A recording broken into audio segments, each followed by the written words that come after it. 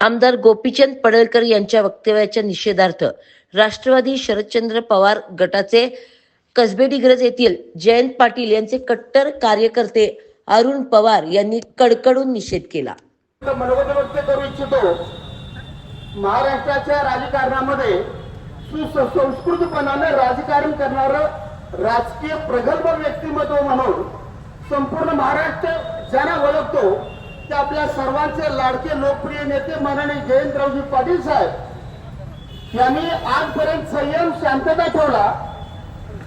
याचा अर्थ सहनशीलता म्हणजे कमकुवतपणा हे टोपीचे तर पडळकर यांनी समजू नये.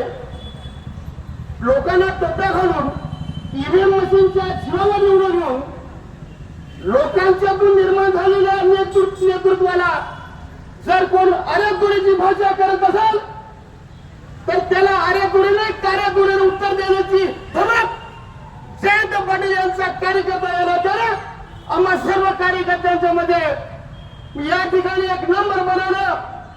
राष्ट्रवादी काँग्रेस पार्टी शरदचंद्र पक्षाचा कार्यकर्ता याला तर एक सांगू इच्छितो.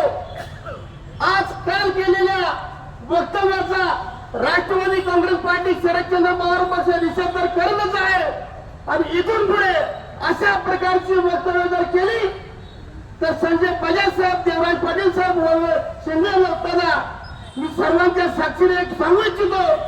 गोपीचंद पडळकर यांची गाडी सांगलीमध्ये फिरता कामाने फिरून दिली जाणार नाही याची जबाबदारी आपण सर्व कार्यकर्त्यांनी घेणं गरजेचं आहे. या पुढच्या काळामध्ये अशीच बेताल वक्तव्य करत असतील तर त्याची दखल नरेंद्र मोदी यांचा भारतीय जनता पार्टी पक्ष असणाऱ्या सुसंस्कृत पक्षामध्ये शोभते का?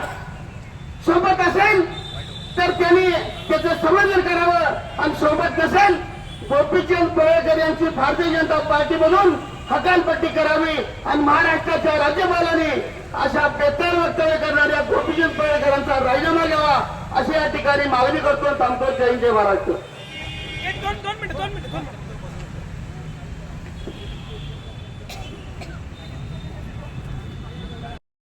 सांगली प्रहार न्यूज करिता मुख्य संपादिका नीता पाटील.